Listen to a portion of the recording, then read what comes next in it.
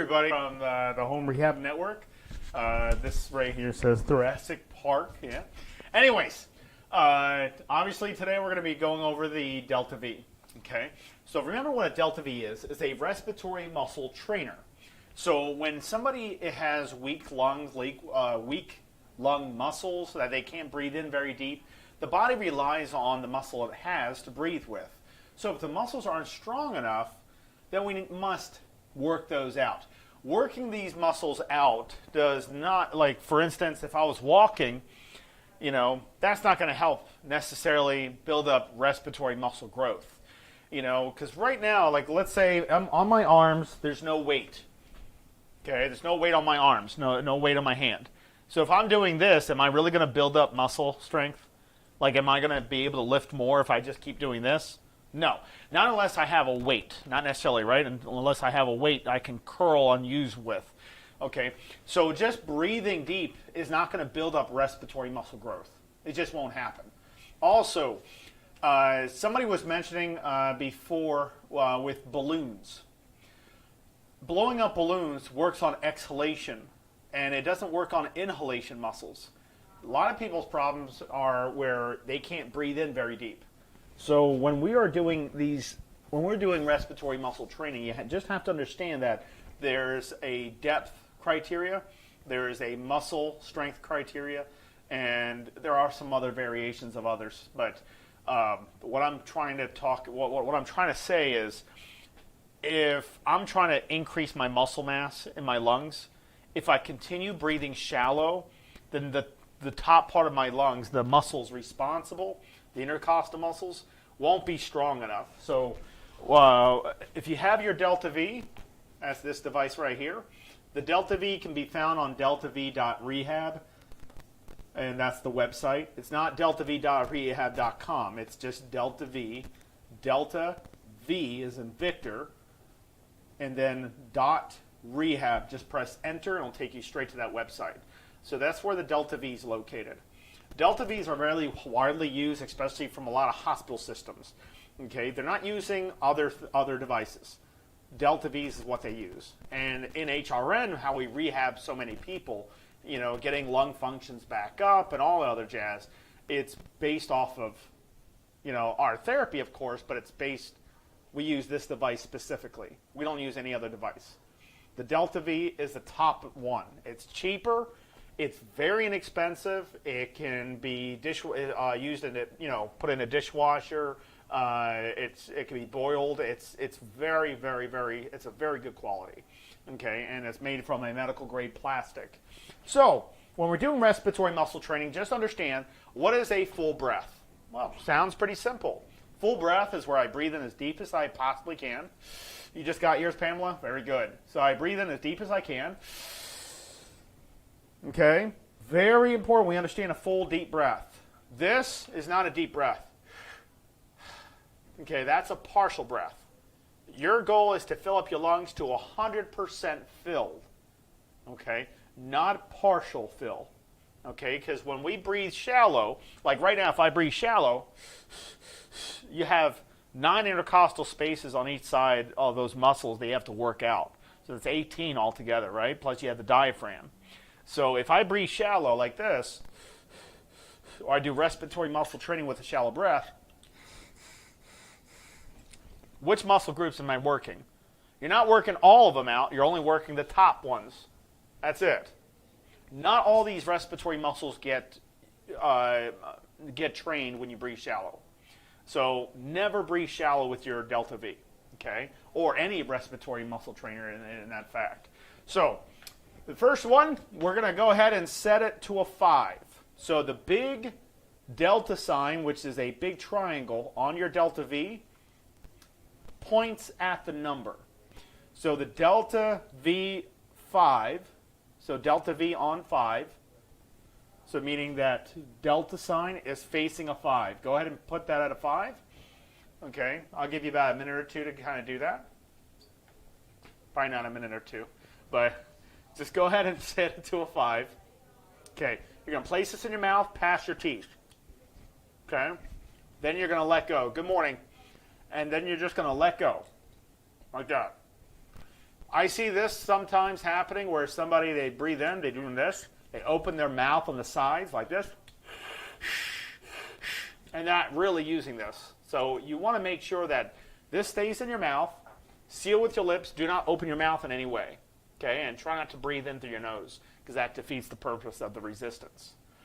Okay, so I place this in my mouth. I'm going to breathe in for 4 seconds in, 4 seconds out. Okay, that's 4 seconds. That means you have 4 seconds to fill up your lungs all the way. And you have 4 seconds to exhale. Let's put this on the board real quick. Let's say here's my total lung volume. This is from 0, and this is to what I can do. Let's say what I can do right now on my incentive spirometer, let's say it's at 1,500 milliliters. Okay? You have 1, 2, 3, 4. Yeah, 4 seconds. 4 seconds to fill up your lungs. So if you're inhaling through the mouthpiece, right, and I go 1 1,000, 2 1,000, 3 1,000, 4, but you haven't filled up your lungs all the way, there's still some air that needs to come in. That means you're not moving fast enough. You have to breathe in faster. Don't breathe in and out very slow and shallow. Okay? You need to fill up your lungs to 100% full. 100%, meaning you can't add any more air into it. Okay? You have 4 seconds to fill up your lungs, and you have 4 seconds to exhale. Make sure we do that on point. Okay? So go ahead and place it in your mouth. My setting right now is at a 5. Okay. Okay, now I can't talk with this in my mouth, so I'm going to have to coach you with this out of my mouth. But you go ahead and keep the mouthpiece in your mouth. Okay, now we're going to go ahead and inhale. Watch how I do this. I'm going to breathe in.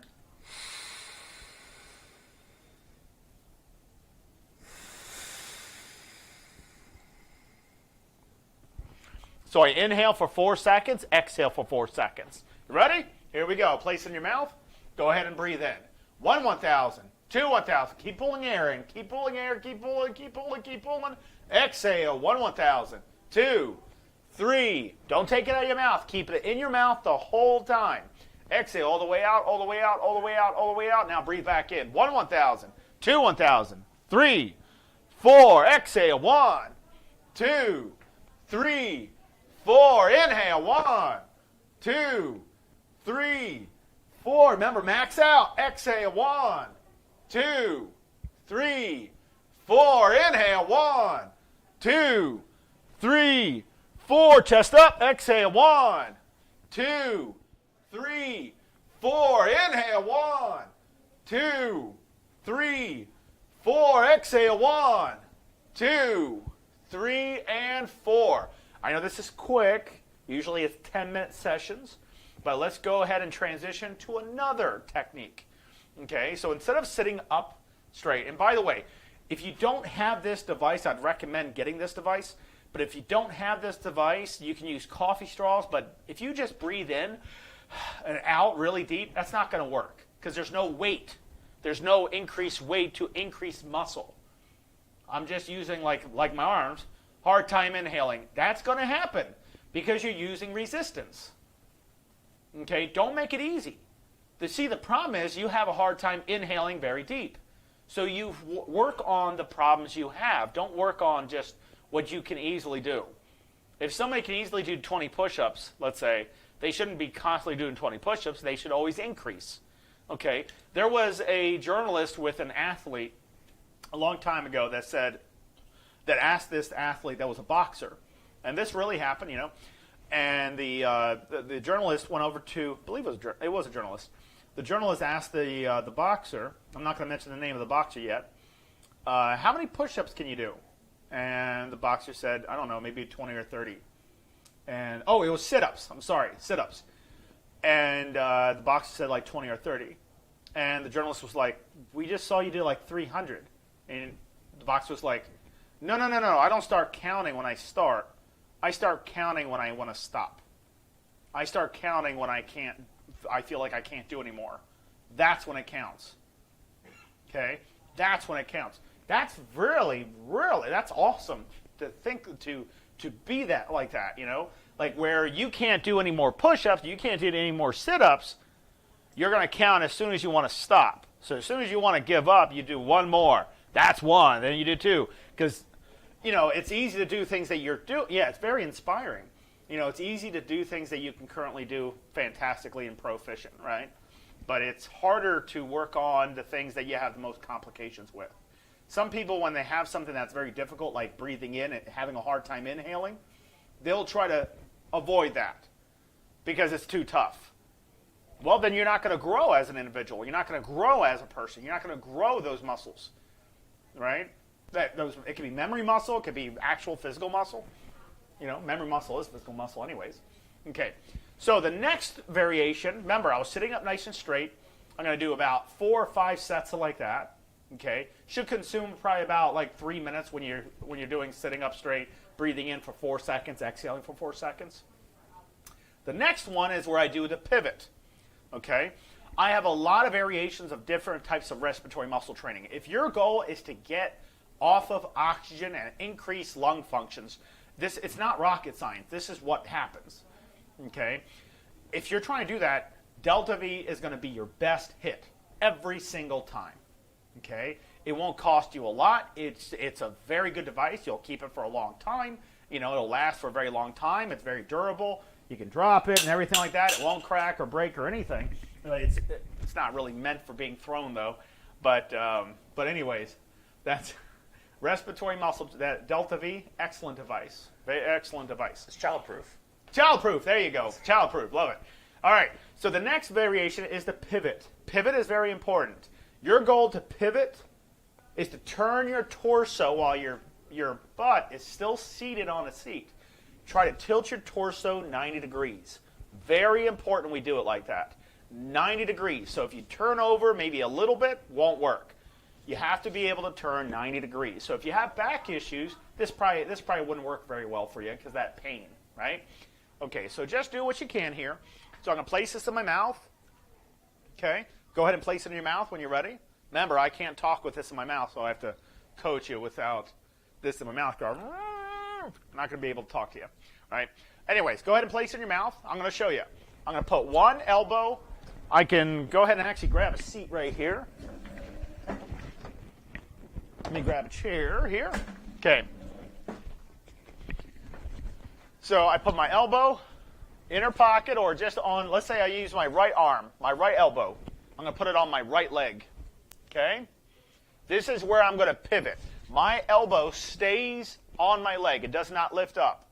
Stays on my leg. So when I inhale, I'm going to go 1, 1,000, 2, 1,000, 3, 1,000, 4. Exhale, 1, 2, 3, 4. Debbie, it's on deltav.rehab. So it's inhale 1, 2, 3, 4. Exhale 1, 2, 3, 4. Inhale. Keep filling those lungs up. Keep filling them up. Fill them up. Fill them up. When you pivot, you're actually just ventilating one lung. This is independent lung ventilation. You're actually working out one lung at a time when you do it like this. When you're sitting up straight, you're working both of them out, both lung muscle sides out. When you pivot, you're actually going to feel the left side. If you pivot to the right, you're going to feel left side. It's going to inflate quite impressively a lot. Just a lot. Okay? So when I inhale, I should feel a very large stretch here. Okay? If I pivot to my left, I should feel a very large stretch on my right side. Okay? All right. So go ahead and put it in your mouth. Breathe in. 1, 1,000. 2, 1,000. 3, 1,000. 4. Exhale. 1, 2, 3, 4. Inhale. 1, 2, 3, 4. Exhale. 1, 2, 3, 4. Inhale. 1, 2, 3, 4. Exhale. 1, 2, 3, 4. Inhale. 1, 2, 3, 4. Exhale. 1, 2, 3, and stop. Drink some water because that much breathing might dry your mouth out. So anyways, I'm going to drink some water. Okay. Then I'm going to finish myself off the other side. Okay. Left elbow this time. Left elbow. So I'm going to pivot. Go ahead and keep this in your mouth. Remember, your setting is at a 5. Keep this in your mouth. Yes, Debbie. If it's hard to breathe in, those are the muscles you want to work out because they're just too weak. So yes, this works for pulmonary fibrosis, idiopathic pulmonary fibrosis. This works for people with COPD. This for people that have asthma, people that have any type of COPD, bronchiectasis, cystic fibrosis, asthma, emphysema, chronic bronchitis. Anybody that has a breathing issue, you don't even have to have a diagnosis. But if you have breathing issues going from point A to point B and you get out of breath, or if you don't feel like you're inhaling deep enough, this is our fix. It's not a medication, it's exercise. Okay? So let's go ahead and return to the same. No problem, Debbie. So let's go ahead and pivot to the left side. You ready? Keep this in your mouth. Settings out of 5. Breathe in. 1, 1,000. 2, 1,000. 3, 1,000. 4. Exhale. 1, 2, 3, 4. Inhale. 1, 2, 3, 4. Exhale. 1, 2, 3, 4. Inhale. 1, 2, 3, 4. Exhale. 1, 2, 3, 4. Inhale. 1, 2, 3, 4. Exhale. 1, 2, 3, 4. Inhale. 1, 2, 3, 4. Exhale. 1, 2, 3, and stop. Next one I'm going to do, my last one. And when you do all of them, it'll take up 10 minutes. So this is done 6 times a day, 10 minutes each. But just because you get your lungs back up, you still have the problem of being fatigued because maybe not enough calories coming into you. Being fatigued or out of breath because you're out of shape. Being fatigued and being out of breath because you have a high anxiety. You still have those problems you still have to work on. Because just because you get your lungs where oxygen comes in easily, CO2 comes out easily, you still have the problem of being out of shape maybe. Maybe your muscles are very weak. So that might take some burden. That might give you an extra burden because you have to work on your tolerance to some exercises. Anyways, I'm going to put my elbows on my knees. Okay? I'm going to inhale, because remember, this is not our therapy. This is a part of the therapy that makes the increase in lung functions and getting people off oxygen, getting them to breathe better. But the therapy in HRN incorporates like 1,700 exercises and techniques that we do together, you and me, that we do together. You don't come into the facility. It doesn't matter what state you're in. It's a virtual program.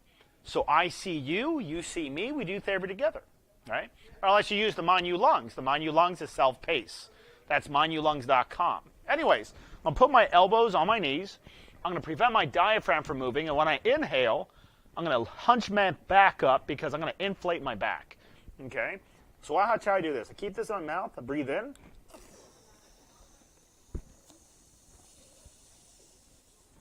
Remember, you're maxing out your volumes. What I see a lot of people trying to do is they lift off because they can't breathe in very deep with their elbows on the knees. Your goal is not to use your diaphragm, is to use your back intercostal muscles. Okay? You work your diaphragm out, no problem, sitting up straight and doing the side and side. But this time, what if you have a paralyzed diaphragm, and let's say, God forbid, but let's say you got into an accident and you have a paralyzed diaphragm. Well, technically speaking, if you went to the hospital or saw a doctor with a paralyzed diaphragm, they'll put you on a ventilator permanently. Usually that's the case, Watch this. I'm going to put my hand, and you can see if I'm inhaling, exhaling, right? Watch this.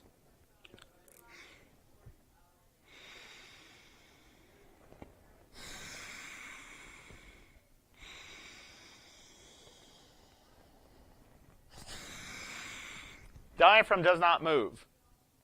So what's my point? If you work out back intercostal muscles, you have a way to get away with not using your diaphragm. So just in case if you've had a paralyzed diaphragm, you wouldn't need a supplemental. You wouldn't need something like a ventilator to breathe with. You have a way around it. So you don't have to deal with being on a ventilator as long as you work out those back intercostal muscles too. So I'll put my elbows on my knees.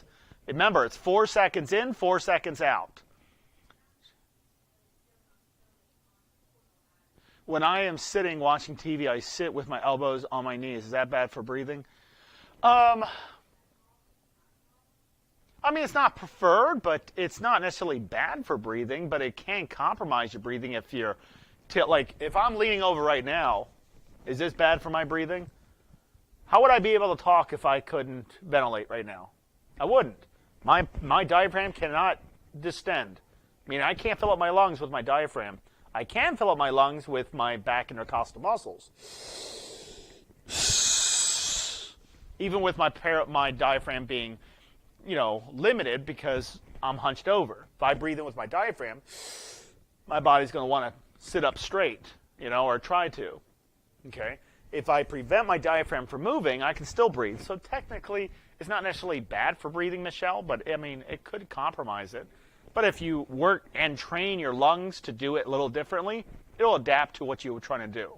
So I'm going to place this mouthpiece in my mouth. I'm going to breathe in, 4 seconds in, 4 seconds out. Now, when I inhale as deep as I can like this, I'm going to look like an angry cat, like I'm going, like I'm an angry cat. My back is going to hunch up. That's normal, so don't worry about that. So I'm going to breathe in, 4 seconds in, until I max out, exhale all the way out. Look how I'm positioned, okay? So let's do this together. Elbows on the knees, respiratory muscle trainer in your mouth, delta V set to a 5. You ready? Breathe in, 1, 2, 3, 4, exhale, 1, 2, thank you, John, 3, 4, inhale, 1, 2, 3, 4, fill it up, fill it up, fill it up, exhale, 1, 2, 3, 4, inhale, 1, 2, 3, 4, exhale, 1, 2, 3, 4, breathe back in.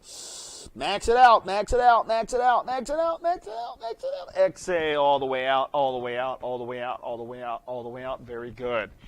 So after doing that, you let's say next day you might feel a little tension, maybe some soreness on the sides and the back. Anytime that happens, that's just muscle being sore after fatigue. That's when lactic acid builds up. How muscle builds is they break, they build on top of that. Muscle fibers break. That's normally what happens. Not the whole muscle breaks, just some of the fibers break. But when they break, that's how a muscle builds. They break, and once they do that, they develop lactic acid. That buffers out, turns into CO2. The muscle will rejoin, but overlap each other. And as they overlap, the muscle gets bigger. That's how a muscle is built. Okay, that's why we feel sore, because all those fibers are breaking. Okay, you definitely don't want to break the whole muscle group, of course, but it's kind of hard to do that unless you have a tremendous amount of weight. Okay, this won't give you a tremendous amount of weight. It's about 20 pounds if you do it right on a 7. It's a lot of weight, but it's not like a dramatic amount of weight. Anyways, so respiratory muscle training. After I'm done the respiratory muscle training, I might be sore afterwards, so I'm going to do a lung stretch.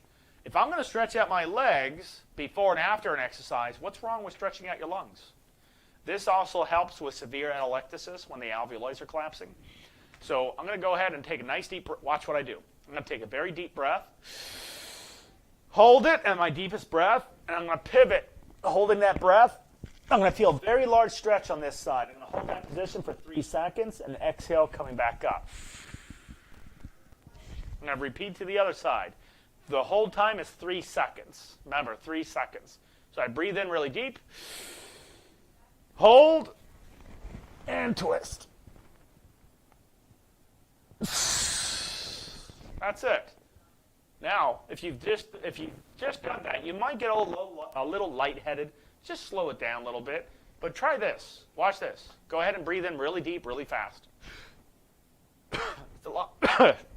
Unless you had saliva in your mouth like I did. Okay? So if you breathe in really fast, it's a lot easier to breathe in because you just stretch those muscles out, those intercostal muscles. What if you are on ventilation? If you're on ventilation, that'll increase the pressure support on the ventilation, meaning on the ventilator. Is that what you mean, Facebook user? I would increase the ventilation on it, increase the suppressive support. You're increasing the positive end expiratory pressure. So if you're on ventilation, you can still do that. On a ventilator, it would be a sigh. That's a sigh. So ventilators, some ventilators, especially like the Puritan Bennett's, have those. You know, the trilogies, they have those as well. So if you have that type of issue, yes, you can still develop a sigh, but you have to increase the pressure on the sigh. Sigh. Does everyone understand what I mean by sigh? It's not a sign, it's sigh. It's like this. Where I take a deep breath in, it's almost like a yawn. You understand? Okay, so it's just like that, but you increase the pressure on that to kind of stretch those lungs out. So when the ventilator initiates the breath on a sigh, okay, it'll push pressure into my lungs, and it will hold it there for about like 1 or 1.5 seconds, maybe 2 seconds. So I'll breathe in, so I'll force the breath into my lungs. The ventilator will initiate that. You don't even do that. The ventilator does all that magic, okay? But that's how I would do that with that, and that's the reason why that ventilator setting is very important. Sigh and pressure support is very important for that. Okay. Let's see here now. Where's my delta V? Okay. Questions on the delta V. Does anybody have any specific questions with the delta V? Remember, delta Vs are done 6 times 8 minutes each. Until when? Do you do it forever like that? No. You don't need to do it forever like that. It's like having a weight. Once you're strong enough, you don't have to use that weight, but you want to keep it up, though. You want to make sure that you maintain what you have, what you've gained, right? So respiratory muscle training is done 6 times 8 minutes each until your volumes are at least half of what your max is supposed to be. Your max lung volume is done with an equation. I know no one likes equations, but this is something that we just have to do. Because you have to know what your values are. Because I asked somebody before, what's the volume? You can't wait to get yours? No problem. And I'm not trying to be here to sell this. I just want you to understand this is what we use. We use this. We use our respiratory muscle. This is, we use this with our patients throughout the whole program. So when people enter our program, and most of you guys should know how successful our program is. We're all the way up to the Bentley of all programs. We're the Cadillac of all programs. So you have to, we didn't buy the most expensive device. We're using this one. It's inexpensive. It's very affordable. But it's also very, very, very good, especially when you can attach it to an incentive spirometer, which I can show you next time. Okay? So the maximum lung volume is a simple equation. Okay, I guess that's subjective, but it's a simple equation. It's 65 milliliters per kilogram of your ideal body weight. So it's based off of height. You have to know what your ideal body weight is, which is based off of height. It's not your current weight. Don't make that confusing for you. It's not your current weight. Like right now, I'm 6 foot tall. My ideal body weight, based off of, should I consult with the doctor before ordering device? I mean, Phyllis, I don't think your doctor knows what a respiratory muscle trainer is. But yeah, sure, I guess you could. But it's like ordering a weight. I mean, you can ask your doctor, but most doctors don't know unless you talk to a pulmonologist. If you talk to a pulmonologist and ask them, hey, is it okay if I do respiratory muscle training? I have no idea why a doctor would say no to that. Literally no idea. Because all you're doing is promoting healing with those lungs. You're increasing muscle strength. I mean, then this does happen, unless your doctor doesn't want you to improve and your doctor just wants you to be a patient for 18 years, and they feel like if you fix all your problems in one sitting, then you won't need me as much. And I hate to say it like that, but that's very true. That's very, very true. Actually, I did a continuing education course through the American Association of Respiratory Care today about this specific problem. You have a doctor that if they cured you, okay, you wouldn't be their patient. And so they would collect revenue off of your insurance from that, like let's say 1 week, versus a doctor that keeps you on for 5 years. And you come in every, like let's say once a month or something, well, they're going to pull in a lot more money. The point I'm trying to make is that you have some doctors that are trying to make a buck while you have some doctors that actually want to make a difference. You just sometimes have to consult with your doctor, but respiratory muscle training, I don't see why anybody would say no to that. Honestly, I have ever heard any doctor that said no to that. But yeah, sure, ask your doctor. I would approach it like this, though. Ask your doctor, do you know what a respiratory muscle trainer is? And if your doctor has no idea, then what's the point of bringing up a delta V? I mean, that's what I always say, right? See, Michelle said, my doctor said I would never get better or get off oxygen, but since starting HRN, I feel much better. Yeah, that's what rehab does for you. A lot of doctors are saying, oh, you can't get better, oh, you can't do this. And I don't blame you guys for being like upset with your doctors that if your doctor said that to you, but it's kind of ridiculous. When we do it all the time, I'm not sure how much proof do we need, but we do it all the time here. You can either pick a good program like HRN, because HRN is a good program. It's a fantastic program. You can choose HRN, you can choose Mind You Lungs, or you can choose something that keeps you the same. I don't think that's what you want. You don't want to stay the same way you are. You want to get better, not stay the same. Anyways, excuse me. Anyways, 65 milliliters per kilogram of ideal body weight. So you have to know what your ideal body weight is. I'm 6 foot tall, and my ideal body weight is 180 pounds. Okay, so it's 180 pounds. But I have to convert it to kilograms. Okay, I currently weigh about 200 pounds, maybe 201. But I can't use my current weight. I have to use what my ideal body weight is, which is based off of height. Okay, because I can easily say, oh, you need to get to, on your incentive, you need to get to, like 2,000. Is that the same for somebody this tall? That's an adult? You do realize they're adults this tall. Okay, so yeah, that's not the same volume. It's based off of height. That's why we use ideal body weight, because some people are tall, some people are short, some people are really, a lot shorter. I'm not making fun of that at all, of course. Anyways, kilograms. So converted kilograms, all I'm going to do is take 180 divided by 2.2, and that's going to give me 81.8. I'm just going to round up and say 82. So 180 pounds is equivalent to 82 kilograms. 82 times 65 is 5,330. Okay? I just have to be half or more than that. If I am less than half, so let's make the math really easy. Let's say it's 5,000. If I can get to, what's half of 5,000? 2,500. So if I can get to 2,500 on my incentive spirometer or better, then I don't have to do respiratory muscle training as aggressive. I don't have to do it 6 times a day, 10 minutes each. Okay? Debbie, again, if you don't have the muscle strength to open up more, okay, 65 milliliters per kilogram of ideal body weight is what your body is capable of doing. You just have to do the calculation. So if you can only get to 1,500, Debbie, that means the muscles are too weak to open up all the lung spaces. All right? That's why respiratory muscle training, you build the muscle up so you can get past 1,500, so you can get to 2,000, so you can get to 3,000, like a human being should. All right? So if I can get to 2,500 or better, I'm good. So let's see where I'm at. Let's see if I need to do respiratory muscle training. More respiratory muscle training as aggressive. Aggressive respiratory muscle training is done 6 times a day, 10 minutes each.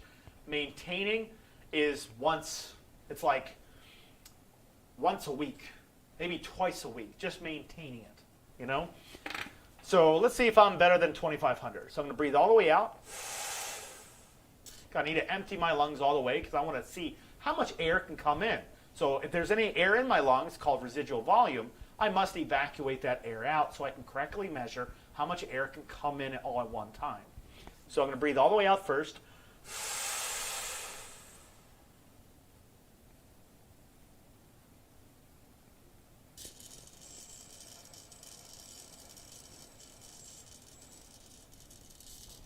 I'm definitely higher than 2,500. So that means I'm good to go. I can exercise, my oxygen shouldn't be a problem, my CO2 shouldn't be a problem, unless I overexert myself, right? So that just lets me know how high I need to be at with my current lungs and with my current body. And that's 65 milliliters per kilogram body weight. Go on Google, type on Google, google.com, just type in ideal body weight calculator. And then put in the put in those numbers, the data in there. It's just it's going to ask you how tall are you, okay? How much do you? It might ask you how much do you currently weigh, but it's going to ask you how tall are you? Are you male or female? And it'll give you a calculation of what your ideal body weight should be, and it should give you also in pounds as well as in kilograms. If it doesn't give you in kilograms, just take your ideal body weight and divide it by 2.2. Okay. It just divided by 2.2. And, you'll get your ideal body weight in kilograms. Multiply the results by 65. That is your max. That's what your body is capable of doing. But all you're breathing, and let's say it's 1,500 when you should be at 3,000. Right? Or 4,000 or 5,000 or 6,000. Yes, lungs are massive. Okay? Lungs are very, very big. So if you're using a little bit of volume and you're breathing shallow, and you're wondering why you get so out of breath because you're not pulling enough oxygen in, you're not going to get rid of enough CO2. The ARC did a study on 607 people, and they saw the stimulation of hypoxemia, which is low oxygen, is a poor drive for respiratory for the respiratory drive. Meaning low oxygen, like low levels of oxygen, has nothing, barely anything to do with being out of breath. That's a fact. Whether you like it or not, low oxygen doesn't cause out of breath. The reason why some people feel out of breath with low oxygen is because they're breathing shallow. Because if you breathe in shallow, you're only introducing a little bit of oxygen into your system. And if you exhale that shallow breath, you're only getting rid of a little bit of CO2 from your system. That's a shallow breath. So you need to be able to fill up your lungs and exhale it all out. Okay? So, anyways, that's what you should be able or capable of doing. Any questions on the Delta V or the muscle training at all? Anybody have questions? Go ahead and write in the comment section. I'll be happy to address those. We have a few from earlier.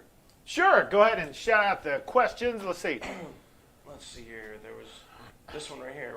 What do you think about the spiraling valve? I'm not too familiar with the spiraling valve. I have to look that up.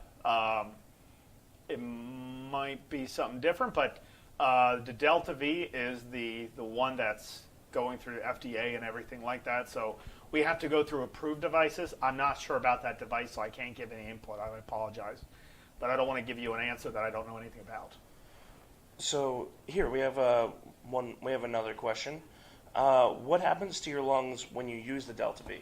What happens from when you start to when you finish? So what happens is, usually the first thing that I usually see is memory acuity. Memory gets a lot better when you start using. I know it sounds silly, but that brain needs oxygen. So if all of a sudden you're giving plenty of oxygen by increasing the muscle mass in your muscles for your lungs, that brain's going to get plenty of oxygen going into there, and proper ventilation is happening because you're exercising those lungs. So I usually see from patients, they tell me their food is tasting different. It's more acute, more sensitive. They can actually really taste the ingredients inside foods.